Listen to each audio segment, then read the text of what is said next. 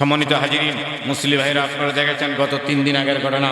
বাংলাদেশের ভূখণ্ডে ব্রাহ্মণবাড়িয়ার শাহবাজপুরে একটি ময়না নামক মেয়ে, মাত্র 9 বছর নিষ্পাপ একটি শিশুকে মা পরকীয়ার কারণে, চাচার সাথে পরকীয়ার কারণে ল্যাংটা উলঙ্গ অবস্থায়, অসামাজিক অবস্থায় দেখে ফেলেছে।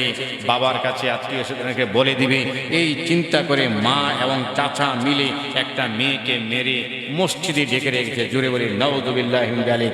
আমরা তীব্র নিন্দা জানাই, প্রতিবাদ জানাই।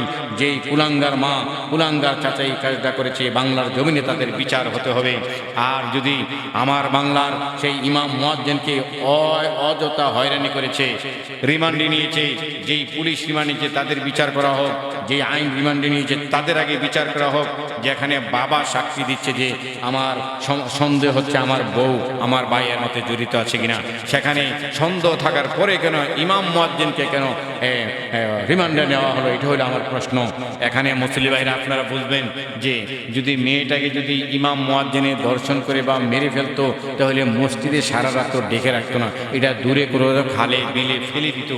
যেহেতু মসজিদেই এটা ডেকে রেখেছে, সারা রাত্র ছিল, অবশ্যই এর মধ্যে ষড়যন্ত্র গন্ধ পাওয়া গিয়েছে।